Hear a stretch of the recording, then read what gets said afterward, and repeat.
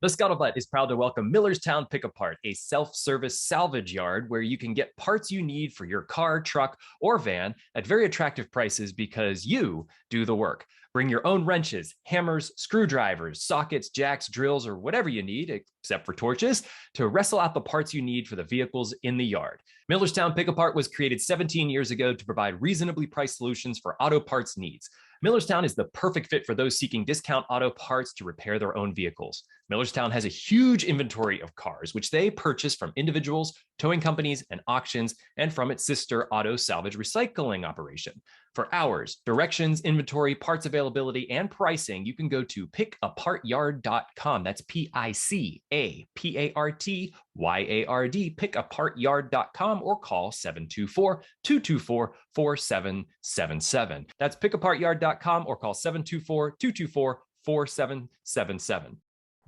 I think that's the important message to pass to every veteran and everyone who has served in Afghanistan, is to say that it was important, their service was important, and whether or not they agree with the decisions that were made, they are to be honored for implementing the orders that they were given.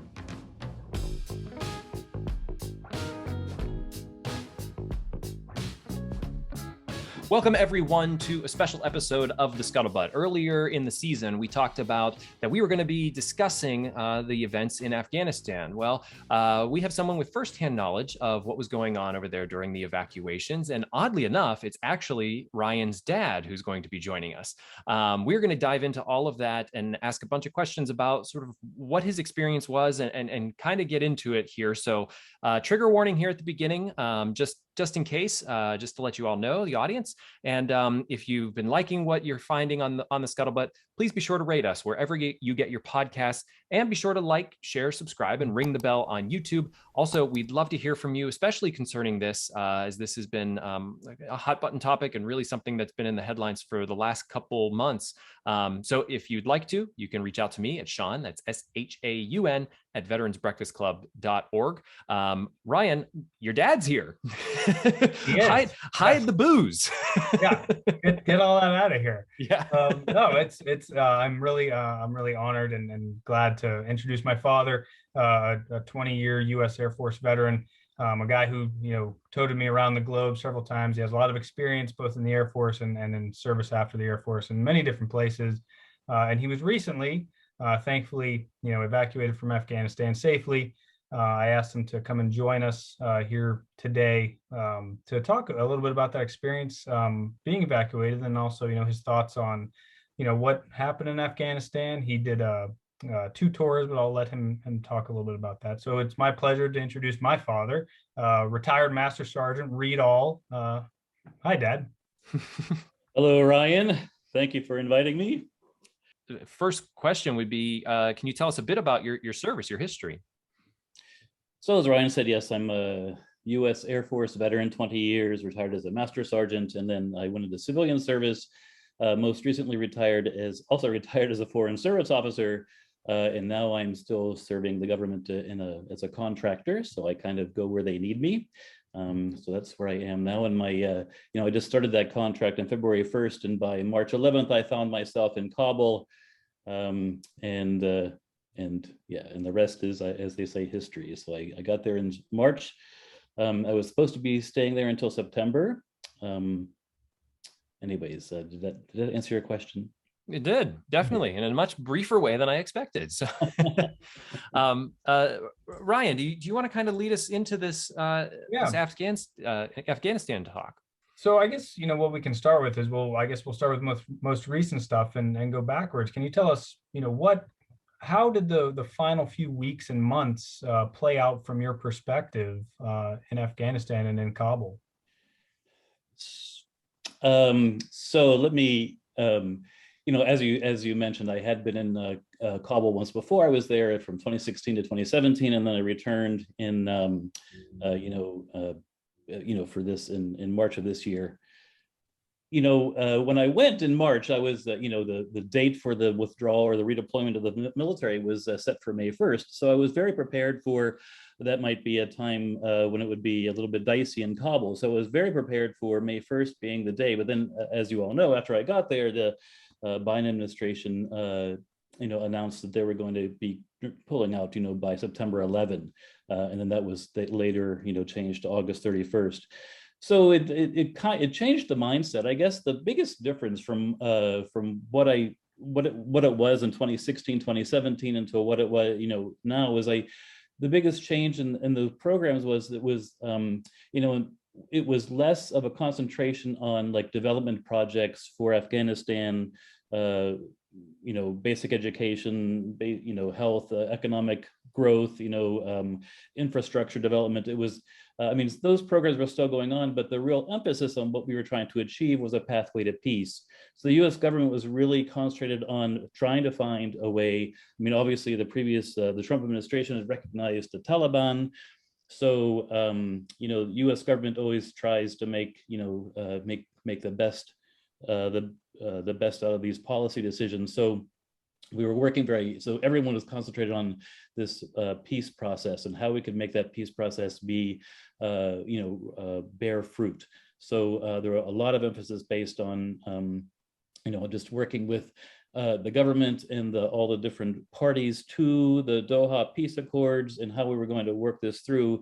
And, of course, the idea was trying to find a way. So obviously, the Taliban was now recognized to peace. So how could they be integrated into a peaceful government? Sadly, we have now seen what has come of that. They even though we were hoping that it wouldn't be a military, a military decision. And this is how the Taliban is seeing it. They interpret what happened as they have now conquered two superpowers. They kicked out the Soviets, and now they've kicked out the United States. So this is how the Taliban looks at it. So they think they're a pretty strong adversary, and they're taking. These are all my personal opinions, of course, and this is how they are proceeding. So even during the 6 months or the 6 month plan that I was to be there, first it was this emphasis on trying to get the peace process to work, and then obviously we were not getting a lot of traction with that. And what we've seen with the Taliban in Afghanistan is, in Doha, they would be saying, they would agree to lots of things, but their activities on the ground, what they were actually doing, would be very different from what they were saying they would do. So, and we've seen this. I'm sure you're seeing the reports in the news as well. They said they would be inclusive, but what they're demonstrating is they are. Now there are reports on TV where they're, breaking musical instruments. They are, beating journalists. They are beating women, and they have now put a prohibition for protests. So sadly, we may be going down the road to something very similar to what we saw in the '90s, in the late '90s, before the U.S. military went and overthrew them. I don't know if that completely answered your question, but that's my quick assessment of the last few months. Yeah. So when time, came that it became kind of obvious, because you and I were corresponding for, the week leading up to it, and I was, on the other side of this, where typically you were the parent reaching out to me when I was in Afghanistan, or when I was in Iraq. Now you're in Afghanistan, and I'm freaking out and messaging you and saying, what's going on? And it seemed, that it escalated kind of quickly, both on the news, but also, your perspective on the ground. It seemed, you had said, okay, we're probably going to be leaving at this point. And then all of a sudden you message me and say, I'm getting on a helicopter and I'm leaving. So what was the environment like? How did you perceive that to be happening? So, the U.S. Embassy in Kabul is it's the largest embassy in the world. It's like a military compound. It's very well fortified. It's in the green zone of Kabul, and we're in a bubble. My experience is there. So although I talk about what we're trying to achieve, but the funny thing about this is the first time I really met Afghans and I had an opportunity to talk with real Afghans was during this evacuation. So just to go through that evening, I knew that there was a charter going out the next day, and I knew that it was full. So, and I knew that all those people, I knew that they had made plans to fill that plane. So everyone, whether or not they were scheduled to be leaving the next day, they were put on that flight. So because I wasn't scheduled to be on that charter, I did not suspect that I would be leaving the next day. Obviously, our, the embassy's intelligence people and just, reports on the ground, we came to realize that there was that the Taliban were at the gates of the city. They were coming in. They had already sent their, there was, this report. So they were already. I mean, even before this, for weeks before, there was a certain section of Kabul that was already inhabited by Taliban. Taliban had been in Kabul for a couple of months. This one is rather. I would call it like an exurb. It's a more, not really a suburb of Kabul, but kind of, it's still part of Kabul, but far enough out that it was, but it was, right adjacent to the mountains. And so they hadn't come in over a road where they would have been, stopped at a checkpoint. They came in kind of over the mountains. So, and that became well known all throughout Kabul that, they were there. And then, so on that night of the evacuation, suddenly I got a call at 10 after 10 in the evening telling me to be downstairs and ready to get on a helicopter in my PPE at 10:30. So I had 20 minutes to pack. So that wasn't too hard because I had prepared, when I knew that there was a good likelihood that this would be happening. So I didn't have much to pack. So I was able to be downstairs in 20 minutes. The part that I regret the most was that I never turned in my issued PPE for something a bit more comfortable. So I ended up running around. The helmet was fine, but this is an old fashioned, flak jacket with it had someone had really overachieved, and they had 2 plates in the front, 2 plates in the back. This thing weighed about 50 pounds, and I was, being the lumbering along. Being the recipient of a C-spine fusion, this was not a comfortable thing on my head. But anyways, so I put on my PPE and brought my suitcase down, and then of course, as is, this was being run by the military. The military had already come in and was, to prepare for evacuation. So they were implementing, they were calling in the resources to implement. So this is run like a real military operation, which Ryan knows is hurry up and wait. So I got downstairs at 10:30 and I waited until they called me. And then we paraded over to the landing zone and got on the helicopter, went to HKIA, and then waited again so there were 4 flights scheduled to leave that day. By that time it was the next day. I was on the 3rd of those, so I got on the 3rd. So I was a lucky one. So that these initial C-17s leaving HKIA actually had the passenger pallet in them, so there were seats in them. So when I flew to Qatar, I was actually in a C-17 in a seat. Still not very comfortable because along with holding my own bag and and having to find some place to put my PPE. I was sitting there, so anyways, sitting on the plane, arrived in Qatar. Then we had to be processed there, which was was also an ordeal because we were, at least at this point, we were all still US citizens. So it was relatively fast, but they did a PPE test. I'm sorry, they did a PCR test for COVID to get into Qatar. And then, we were on an air base in Qatar. So we were then, put into, barracks. These barracks had been abandoned. I guess I heard later that Qatar had been given 4 hours notice that we would be arriving. So all they had time to do was to basically turn on the electricity of these barracks and the air conditioners. And, they had been abandoned for years. It was not so pleasant, but anyways, it was a place to sleep. There were latrines across the road, and there was a dining facility. So and then it was, thousands of people are coming in every day. And then it's, the first plan was to get people out of Kabul and get them to safety. But then it was, now we have to move them out elsewhere, onward. So it was this lily padding. So it's still happening now. The evacuation continues. So although the official evacuation ended, August 31st to get everybody out of Kabul. There are still thousands of people at these lily pad operations in Europe and the Middle East. So it took me 4 days to get, I stayed on Qatar, the base there for 4 days. And then was the most enjoyable part of my evacuation, which was sitting on the floor of a C-17 from Qatar to Kuwait.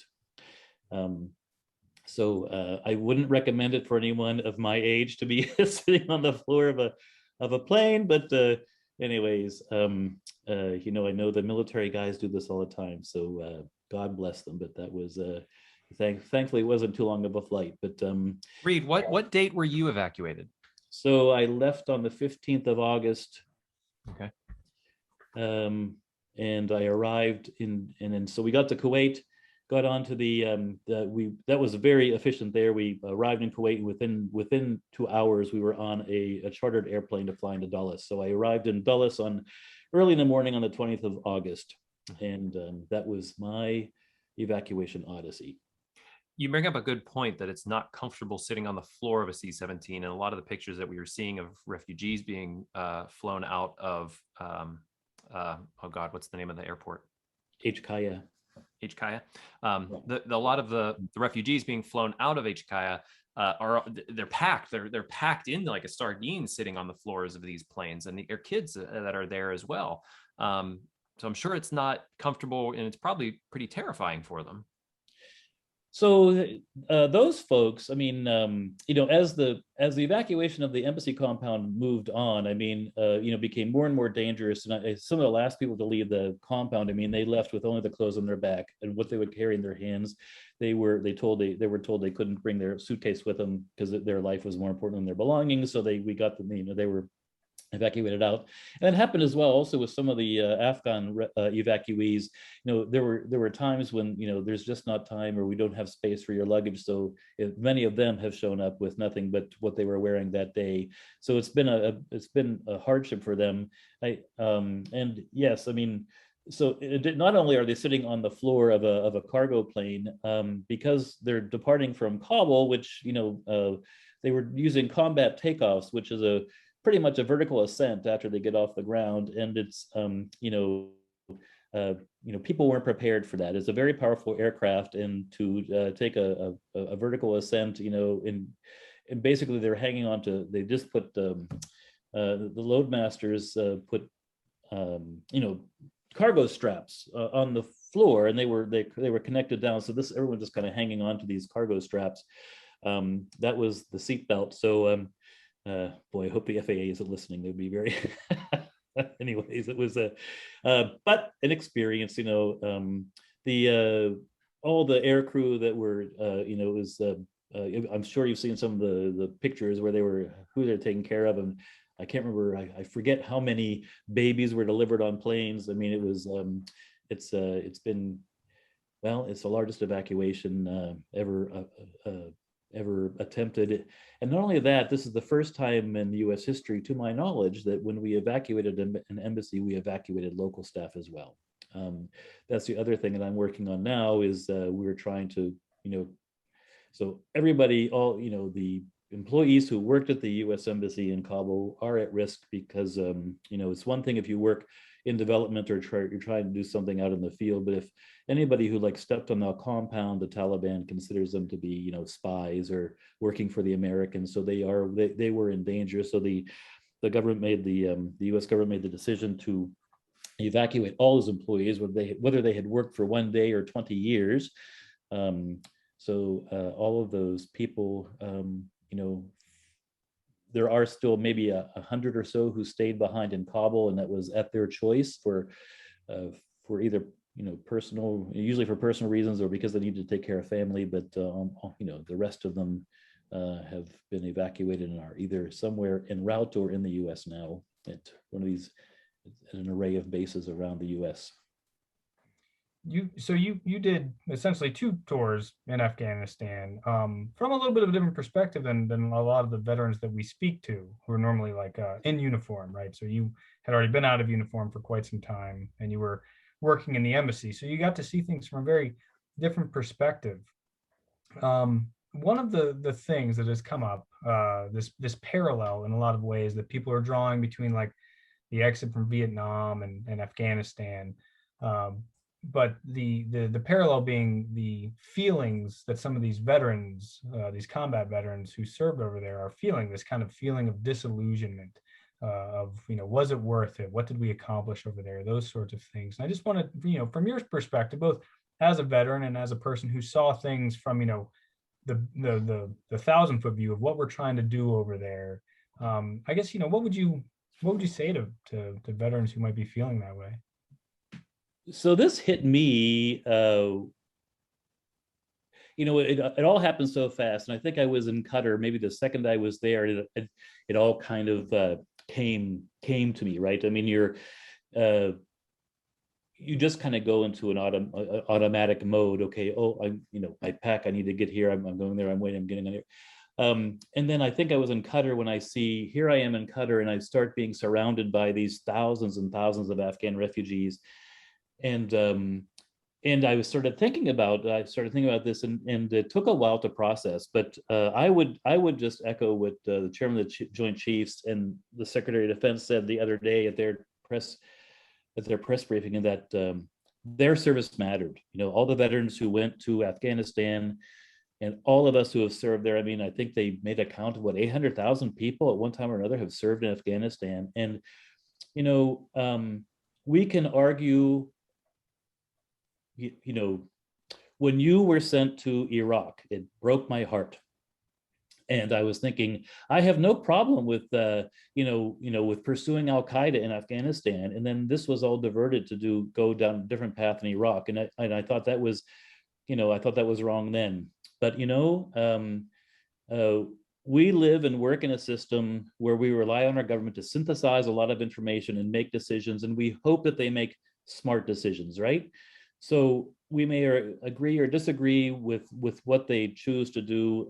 And as you well know, and as I knew, when you're in the military, we are required to follow the lawful orders of our commanders, and a lawful order. So if you're given a lawful order, and then when you're a civilian, serving the executive branch, the job is to implement the administration's, policies. And our choice as a civilian is you implement those policies or you resign. I came back into a government service after 9/11, and working with the Department of Defense because of my disappointment with what had happened with this decision to go into Iraq. So we can always, hindsight is always 20/20, right? We go back and say, well, if we had just concentrated only on Afghanistan and not been diverted into Iraq, how would it have been different? But to answer your question, those are all things that are way above, we followed the orders of our commanders. We implemented the policies of our government. So every soldier, airman, sailor that served in Marine, that served in Afghanistan, did so with valor and did so to implement a policy of their government that they were sworn to, to defend and protect. So their service mattered. I've seen nation building come into and go out of and come back into vogue again with different administrations. Will we learn? Sometimes I think we just don't learn from mistakes. I mean, so that's what I would say to them. And I hope that answers that question. But I would maybe, so anyways, does that I think that's the important message to pass to every veteran and everyone who has served in Afghanistan, is to say that it was important, their service was important, and whether or not they agree with the decisions that were made, they are to be honored for implementing the orders that they were given. Yeah. We had a conversation at a VBC live event, and we were talking with a lot of the Vietnam veterans. There was a lot of anger in the room, a lot of passion, a lot of hurt, sadness. I think like it brought up so much for our Vietnam veterans in our network of the fall of Saigon. And but there's also this other side to it where the vast majority of everyone have said, yeah, we needed to get out, but we could have handled it better. We could have done something more to make sure that it was cleaner or better or in some way more organized, you know. And what you witnessed at the airport, you know, being around that sort of level of chaos, could that have even have been avoided, do you think? I do think it could have been avoided, but I guess you need to think about it with this perspective. So there were competing opinions, as there always are in an administration, and there were those from Defense Department who said, you know, we've spent billions of dollars, we've trained 300,000 Afghans to be soldiers and to protect their government. And then there were everyone from the intelligence communities who were warning things don't look good, the government's going to fall. But as we all saw with the president's you know, leading up to this, he was saying, there's 300,000 trained soldiers who are there to defend, you know, 300,000 American trained soldiers and equipment. And it's the government's responsibility to step up and make sure they protect their own country. And then all of us who have served in the military were disappointed to see how quickly they surrendered or just turned over. And it wasn't like there were some battles, but very often this was the Taliban shows up at the city gates, they go in, talk to the elders, and they decide, okay, here, fine, it's yours. And you know, a lot of these fell without any sort of battle. Would there, you know, so the decision was to continue with, you know, there was already a low-level evacuation going on. The decision to accelerate that was, you know, after the president's announcement for the withdrawal, it was because they were supposed to all be out by September 11th, and then it sort of got moved up. And I sort of remember thinking, like, boy, this was supposed to happen in a couple of weeks, and that's now. Yes, it moved back to August 31st, but also I mean, there was already a low-level evacuation that started back at the end of April. But at that time, the Ghani government said, don't accelerate this, because if you do, you will undermine our you know, our stability. Biden, being the loyal, you know, whatever, the respectable, you know, president that he is, that he wants to keep to his word. So, you know, we soft pedaled that evacuation. You know, people were still clamoring to come back into Afghanistan after they had been evacuated, you know, we kept reducing numbers of the people who were allowed to be there. But then we saw that, you know, as we saw when the Taliban got close, then, you know, Ghani government just crumbled. So had the U.S. administration not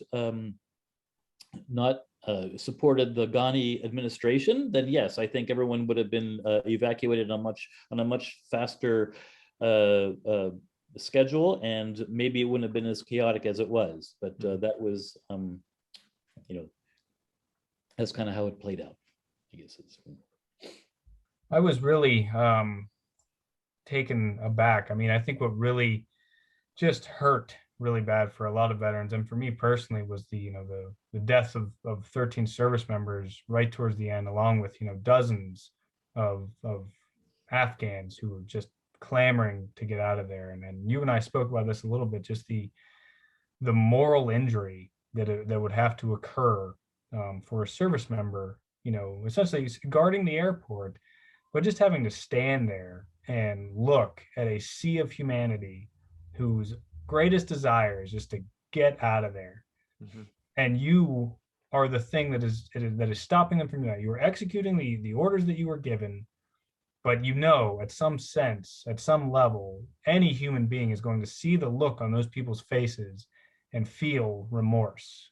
regardless of whether it is the right or the wrong thing to do, you are a person with a weapon, and your objective is to stop these people from getting into the airport for, whatever reason, security, just keeping it collected so that you can run operations out of the airport. But that was just a really hard thing for me to envision. And I think it's really easy to have that kind of swept under the rug, because so many people can't put themselves in those boots. And I've personally been in that situation, in a situation like that, where you can feel, what it's like to have the body armor on and be carrying the weapon and standing in the hot sun and just pulling a duty station, pulling a guard post for that long, and, just shifting of your body armor to relieve the weight on you, and the moving your feet because you're carrying, at least 80 pounds of weight.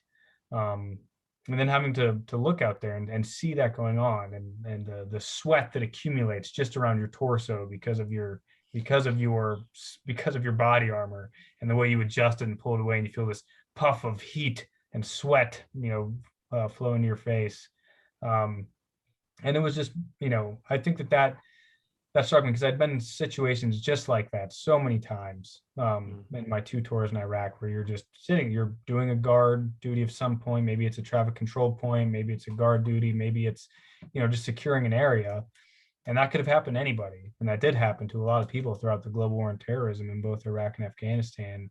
And it just was, for that to happen, the very last thing was just really hard.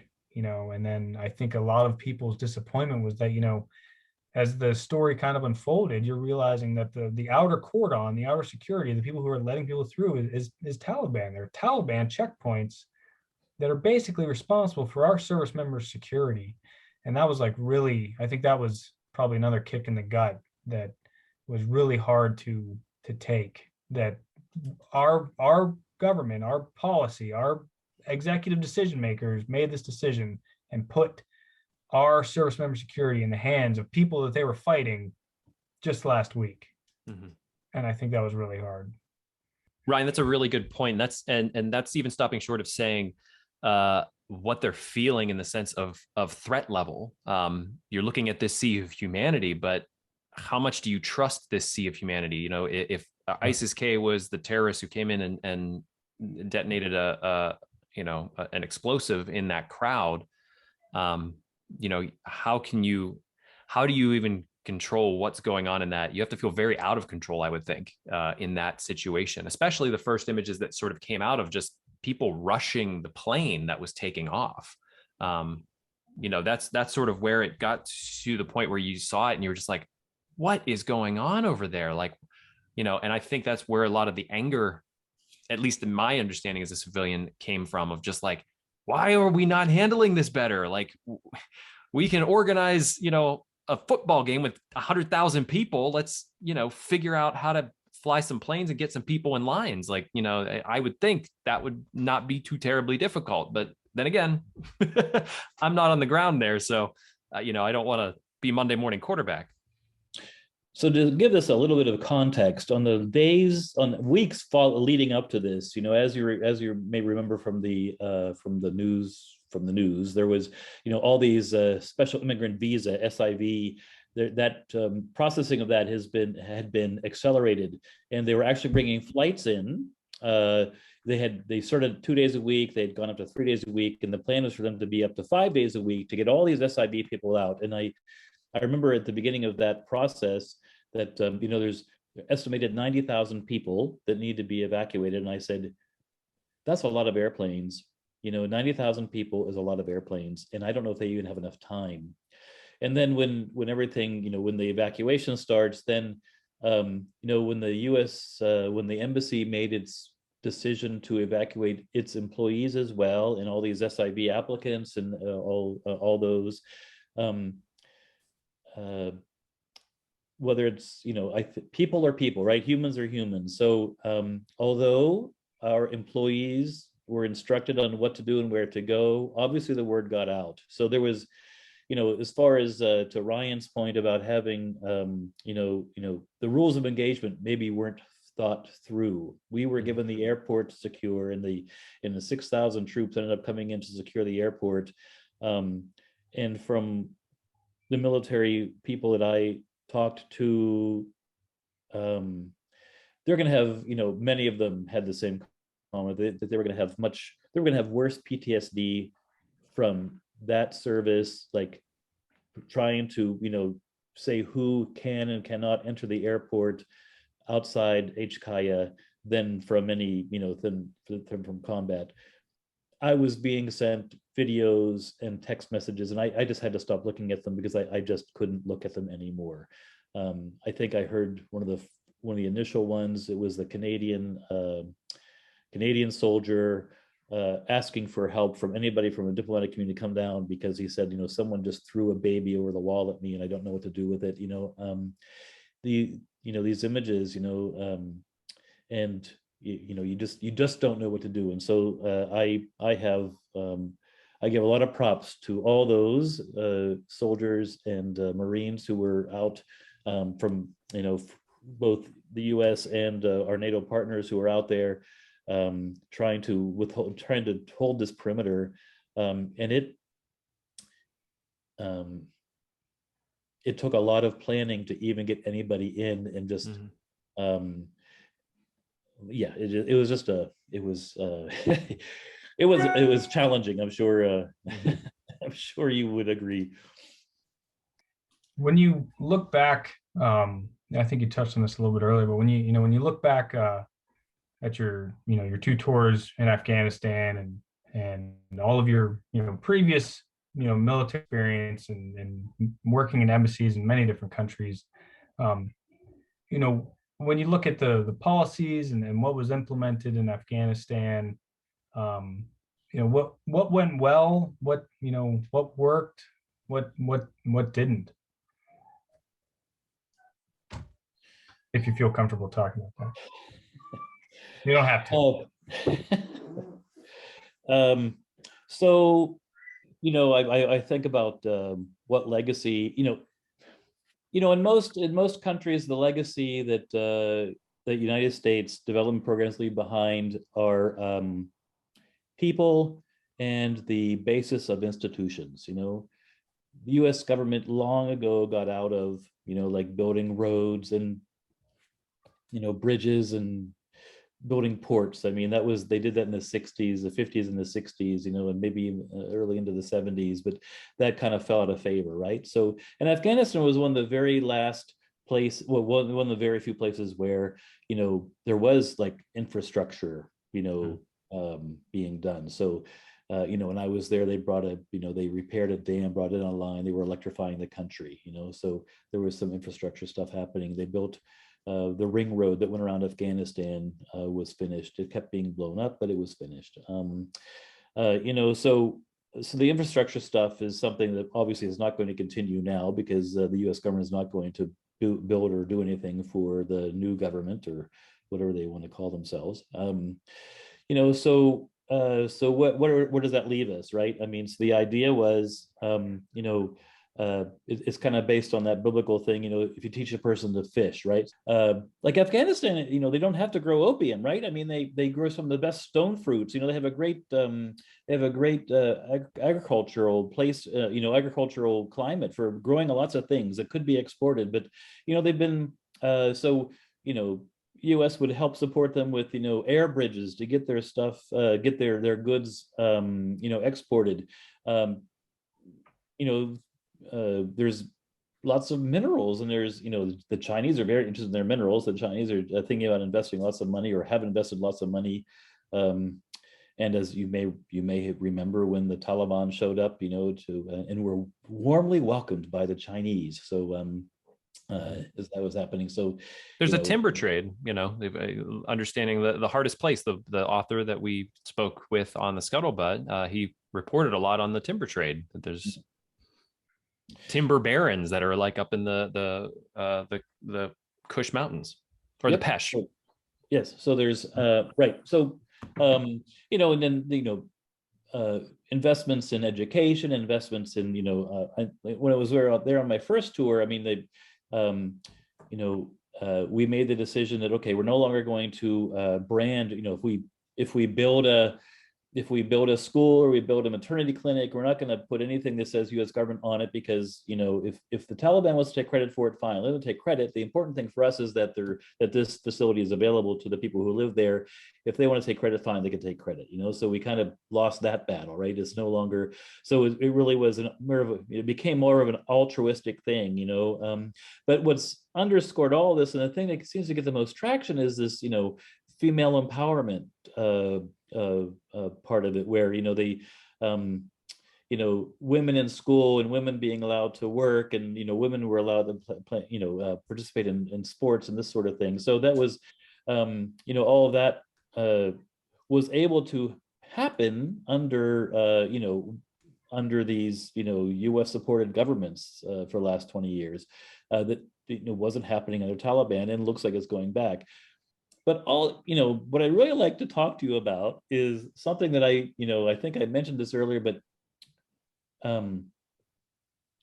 I learned the most about Afghanistan during this evacuation because I had the opportunity to actually speak to real Afghans, right? And I have, having been there, I had thought about this a lot, and I kept thinking, especially when I realized, okay, we're concentrating on this peace process, and I said, for this to work, I hope these people are smarter than me. I'm sure they're smarter than me, and they should really be thinking outside the box on how to achieve peace in a place like Afghanistan. So in my initial thought was, well, because having worked there, and these groups of people don't like each other. I mean, they really don't like each other, and they don't trust each other. The Pashtuns, the Hazara, all these, the Tajiks, these different groups of people do not like each other. So so my initial thought was, well, maybe, I'm hoping these people who are trying to negotiate peace are thinking about like some sort of set of, maybe autonomous regions with some sort of, some central government that kind of holds them together. When I met and talked to some real Afghans, first made me feel good. They agreed with me. They said, yes, you're absolutely right. But they said it shouldn't even be autonomous regions. They refer, I mean, these people, and admittedly, a lot of the people I met are people from some of these groups that aren't Pashtun, right? They aren't the Taliban.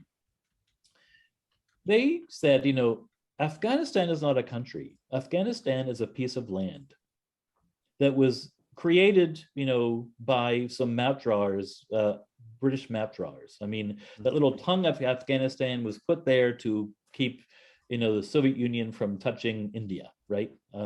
So some of these Afghans, their idea about if, the Ghani government was talking about, he kept talking about a unified Afghanistan is going to come together and protect, there is no such thing as unified Afghanistan. There never will be a unified Afghanistan because they don't feel like they're Afghan. They feel they're Tajik, they're Dari, they're Uzbek, they're whatever they are. They're Pashtun. They are not, Dari is basically Farsi. It's just their version of Farsi. It's the Persian language. It's Iranian. It's not. They just said, "Oh, this is Dari," instead, and kind of claimed it. As an Afghanistan government, and they Dari. It's not really a language. So these people said, even I guess more radical in my idea was they said, just carve it up. I mean, give, the Durand line, make that go away. Just give the Pashtuns to Pakistan and give the Tajiks to the Tajikistan, give the Dari to Iran. There should be no Afghanistan. I thought that was really interesting. And, now, wars and wars, I mean, wars throughout history have been fought in this area because it's an area that is not, that no one has ever been able to unify. So why are we continuing to try to unify? And why would anyone who is a student of history like my son think that they can go into Afghanistan and create a unified country? At the very, maybe the former Yugoslavia as a model, but but the Afghans themselves are of the opinion that many of them are of the opinion that it isn't a country. There is no way to unify Afghanistan because it's not a country. It's not a nation. It is a set of tribes that are in man-made borders. So there was a lot of not listening happening. If you have a armies of supposedly 300,000 soldiers that are the Afghan army, I wonder if any of them really felt like, yeah, we're all part of the same, the same thing. Like, we might have Air Force, Army, Marines, Navy, but everybody is like fighting for the United States. I wonder if everyone in that Afghan army was like, we don't really know this guy next to me, or he's from the South and that's like a different country to me. So why are we all fighting for this thing that we don't really know about? Exactly. It doesn't do a lot for unit cohesion when I'm sure that the different units were probably comprised of people of the same tribe, or they tried to integrate them. I mean, they did these integration programs for women, right? They put women, all this famous news stories of the women, the women Afghan pilots and the women, national police and all these sorts of things. So that's great. I mean, and women are a force to be reckoned with in Afghanistan. I mean, they are strong people, right? The educated women, are no one to mess with, right? They can stand up for themselves, as we have seen. I mean, they may not come out as much anymore because now they're being beaten, but that took a lot of courage to go out when the Taliban is in charge and start protesting. I was surprised that they even attempted it. They may not do it much more, but anyways, back to your point. Yes, this 300,000 who were trained. I mean, current reporting is there were maybe about 70,000 actually, right? I mean, there were 95,000 Taliban. So it was really the result was baked in. And I think as another thing, right, when we talk about service members, service in Afghanistan mattering. I mean, the courage and the bravery displayed by those women. I mean, that they can't ever take away the taste of freedom, or the kernel of freedom that has kind of been left there. Whether it's successful or not, it remains to be seen. But they've at least seen what it can be like. And what you describe, with these different groups, a lot of people have been kind of comparing and contrasting Iraq and Afghanistan, and they said, well, look at Iraq, look, it's basically functioning. Why can't Afghanistan? And there's lots of differences there. The Sunni Shia divide in Iraq is primarily religious. They are still primarily the same ethnic group and language group. That is not the same case in Afghanistan. And Iraq had already had, a very westernized kind of, they had universities and libraries and roads and highways and a capitalist type economy. Like, they understood that it was much easier transition for them. So with Afghanistan, yes, it's certainly, there is layers and layers more difficulty to making a successful democracy in Afghanistan. And when you brought up the historical perspective, and when I was doing some research on Afghanistan and the defeat of Russia in Afghanistan, I had just assumed like that Russia was like, we have a bigger army and we're just going to come in here and smash everything until you submit because we have bigger stuff and that's the way we roll. That's not actually 100% the case. When you look into it, I was like, oh my goodness, they were basically attempting many of the same military strategies that we were attempted, and they also, failed at it. I had just imagined that it had just been a big, avalanche of red tanks, rolling down from the north and just trying to submit and destroy everything in its path. But they did many of the operating bases and the mountaintops and providing, overwatch and setting up all these little bases. They did all those same things and were not able to be successful. And that was shocking to me, because that was a recent research and revelation for me, because I had, never been to Afghanistan. But there was a required reading, I understand, of a Russian soldier who wrote a book about what they did. And I have to look it up what the title of that book is. But I remember hearing that this was required reading for our soldiers to read this book and be like, they already tried it. So, this is what to be aware of. This is what to, be cautious about. Just like required reading for at the military academy and most U.S. military academies is Vietnam is a required reading for them.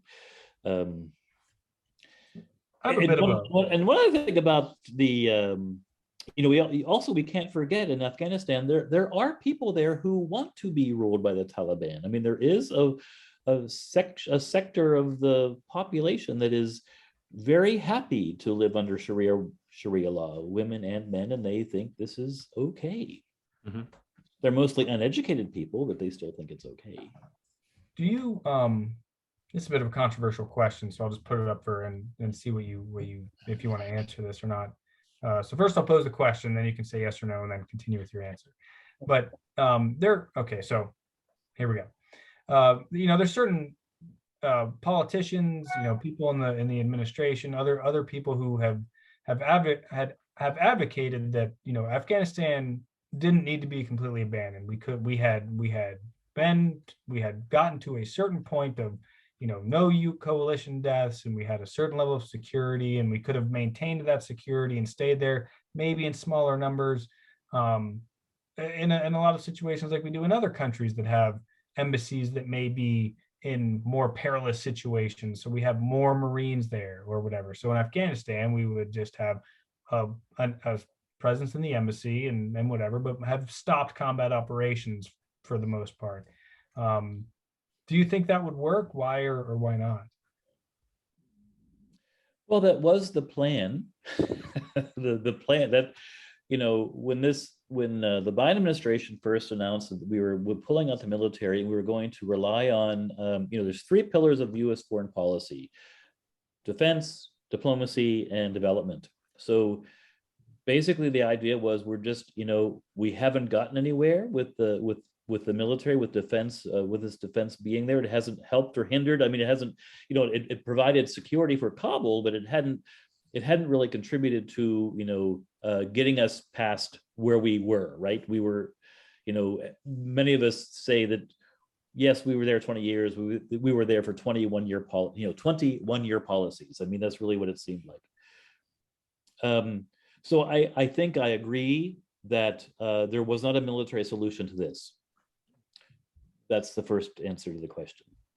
The plan going forward, and I was the guy on the front end explaining this to a lot of employees, a lot of Afghan employees who were very concerned about the scheduled pullout of the military and NATO forces, who were very concerned for their security. They knew as soon as it was announced that ultimately Kabul would fall to the Taliban. I mean, we thought we knew better, but they knew, and it's when that announcement, with that announcement came, many more applications for SIV started, the process started.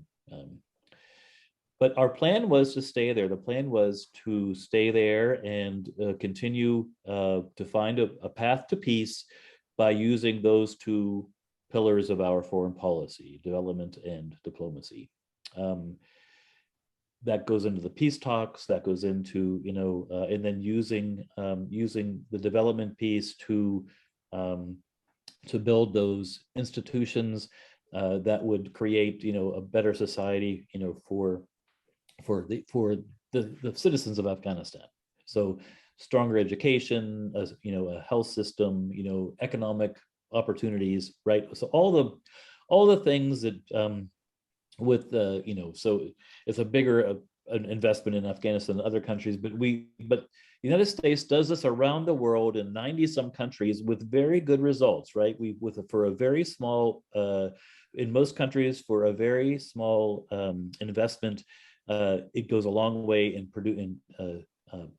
producing those institutions or those value streams that keep people fed and provide economic opportunities and employment for people. And it's, the idea behind our development is to make friends around the world, right? To show, to show how the U.S. operates. The United States tries very hard not to tell them how to make a democracy, but of course we do promote democratic values. I've served in places where, sometimes, a lot of other countries like to use us as an example as to, how our democracy doesn't work. And what we can always say is that, it has its faults, but we have institutions that help to preserve it. We have, and we're open about it. were the first ones to admit that there's been a that there has been something, right? So so whether or not this could have, so the plan was to try to continue with that, but obviously since Benghazi, there is about this much risk tolerance to put any American in danger. Mm-hmm. This is why the current administration is under so much heat right now for the 100 or so Americans that were still there, because there is there is no risk tolerance in the State Department to put anyone in danger, which for someone who works in developing countries always is kind of interesting, right? You're never going to get to zero danger. There's always going to be danger, no matter where you are. There's going to be danger. So it's kind of hard to implement these jobs when you can't take any risk, right? Or when there's such a low tolerance for risk. Mm-hmm. So the decision was made that everyone is going to come out, right? Did everyone have to come out? Probably not. Would it have been uncomfortable to be in Kabul now? Yes, it'd probably be uncomfortable because so it's a big compound and it's a well fortified compound, but then you make these decisions. So how many, when it was there and fully functioning, there was a very large security force that protected the embassy. So in addition to the military, the embassy itself had its own force of security. So, and then, to keep an embassy of 1,600 people operating, right? You have cooks, you have cleaners, during COVID, a lot of this stuff was pared back, but, this evacuation was like, evacuating the United Nations. When they were grouping people by nationality in these, when they first evacuated the embassy, all the Indians go here and the Filipinos go there, and it was amazing how many people were, and all the passports I was seeing as they were evacuating the embassy. So there is, how this entire thing will be reconstituted is, I thought it was interesting when it was reported that the negotiators in Doha were talking to the Taliban about diplomatic immunity, and that they should not go into the embassy compound. That's U.S. government property, and it's if they want to be respected as a or accepted as an international player, that they won't.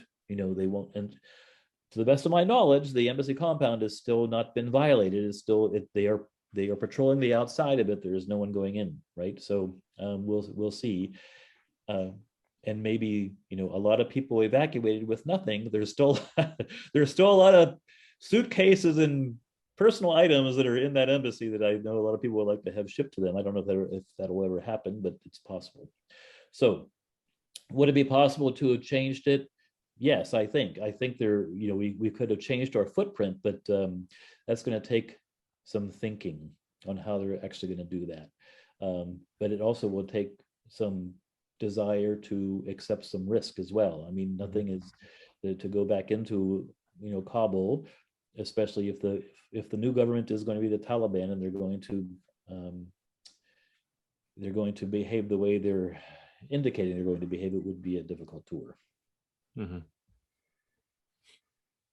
Do you anticipate if the Taliban continues to go down this road of reestablishing how they were in the 90s, I would assume that sanctions would be involved, and we're going to still have a defense presence in the region to take care of any security threats that we are, intelligence becomes aware of, things like that, moving forward.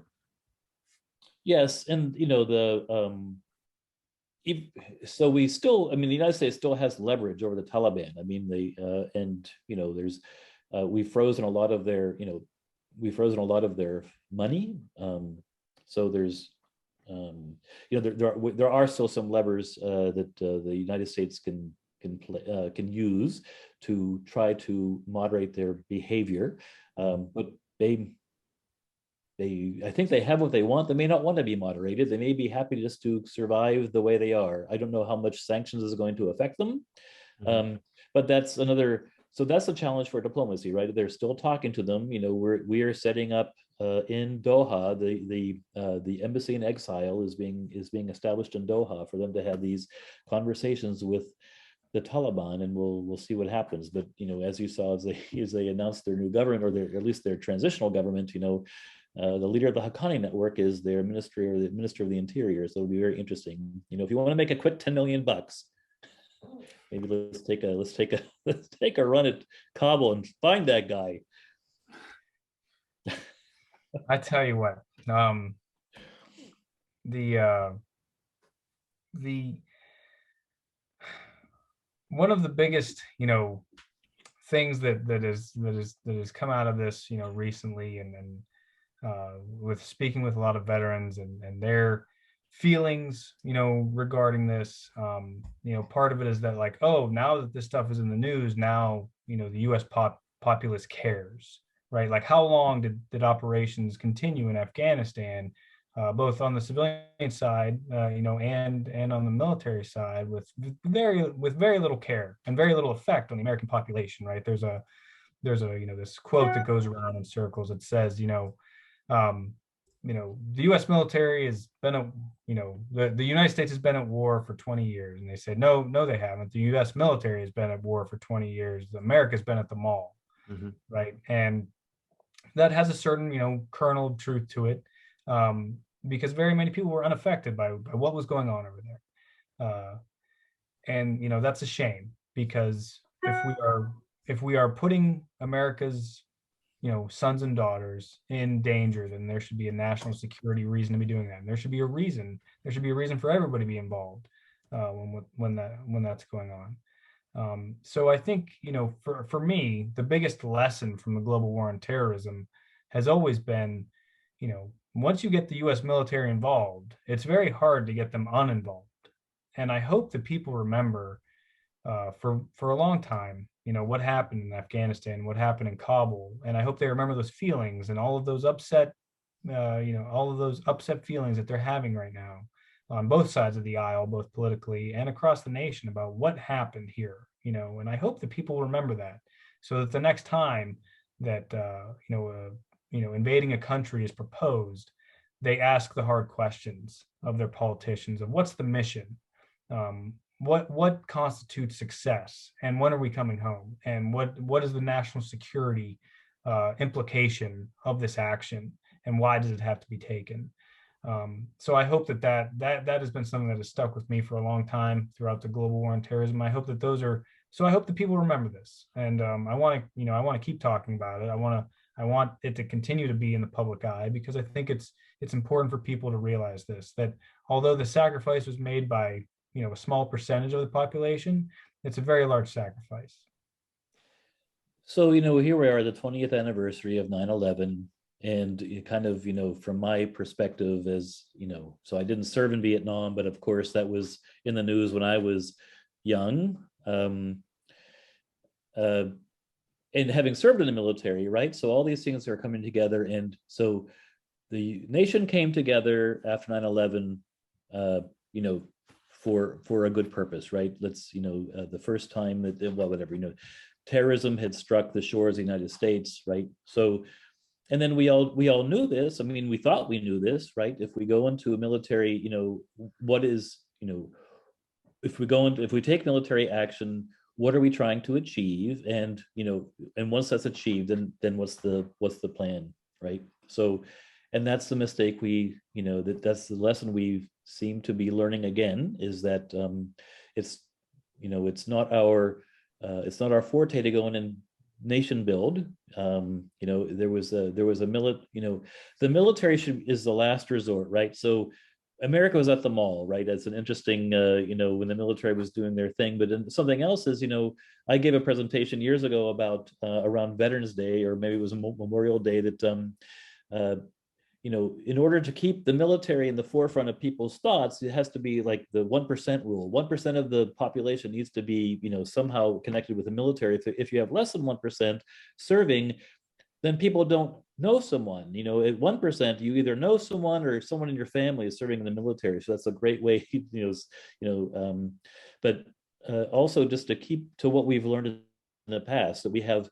So we go into, military is supposed to be used as a last resort. When diplomacy fails, when everything else fails, then we use our military. So the military was sent into Afghanistan to find Osama bin Laden and take out Al Qaeda.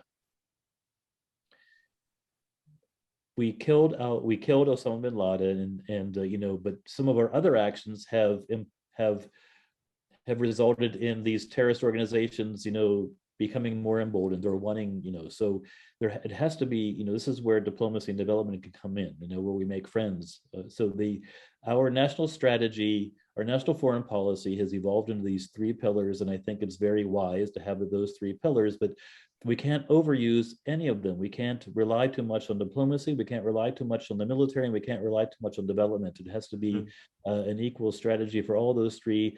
And if we do it well, and if we bring it all together, then it you know, it can be very effective, right? So that, but to do that relies on, you know, we need to have good leadership. We need to have people who are interested in what our federal government is doing, and you know, and the, you know, Veterans Breakfast Club, all the veterans out there who are, you know, they've done their part, and they're probably all, you know, I think people who serve in the military are, you know, stronger citizens. You know, I've often advocated, you know, so everyone doesn't have to go into the military, but I think everyone should do some sort of public service for a year after high school, just to, you know, I think Ryan turned out the way he did because he has lived overseas, and he understands how fortunate he is to have been born in the United States.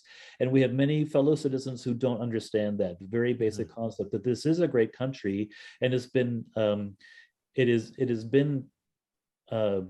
is the result of people like Ryan, or, you know, it's not just military, but, you know, there have been people who have dedicated their lives to the service of their country, and we are a stronger country for it.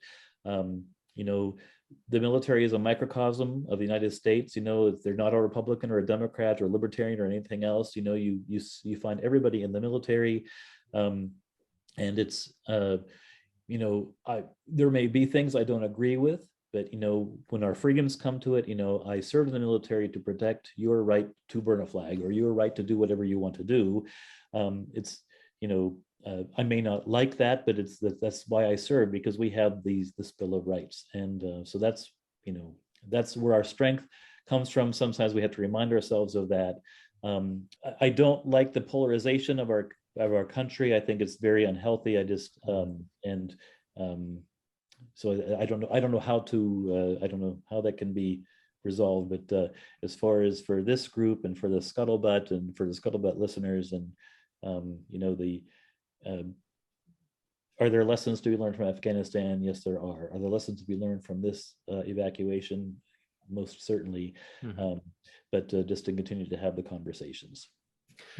Boy, I feel like I've had like I grew up with Ryan right now. Like, this was what it was like in his house, like just getting words of wisdom from Reid here. This is fantastic. And like from both, really, like I get this like wash of all wisdom just kind of blowing through the scuttlebutt here. But I don't get too impressed. It was most bad jokes growing up. I hope to share your optimism, Ryan, with the idea of, like, you know, to keep the word of it alive. You know, I feel like it's going to take a lot of empathy. It's going to take a lot of education to get America sort of out of the rut that it's in. And, you know, knowing Americans as myself being a civilian here, and just thinking of like how quickly we move on from headline to headline, and the fear that, you know, October 5th, we're going to be on to the next thing, and Afghanistan is going to be an afterthought for most people, and that we should be voting people into office that have some sort of experience or understanding of what the military is and what it needs to do. There has to be those discussions in debates. You know, you have to understand, if you're going to be in a position of power in the government, that, you know, I would want to know who my representative is and what their opinions are of what the military's responsibilities are in the world. But I agree with you that, you know, in a way, I want the Scuttlebutt to continue to bring up Afghanistan, continue to talk about these stories. And it's why we have VBC. That's why we talk to the veterans about their stories. We want to keep these stories alive, keep them somehow in the public view, so that we don't forget what these sacrifices have meant, what the heroism and the challenges and, you know, the failures and all the things that we needed to learn from this conflict are. And I think we will, especially having you, Ryan, a part of this podcast. We'll keep that alive because I think it's important for our audience to continue to hear it, whether they hear it from the national news or they come to us and want to hear some stories about what somebody experienced over there and why that was important. Yeah. Thank you very much, Sean, for putting this together, for being a fantastic host of the Scuttlebutt always.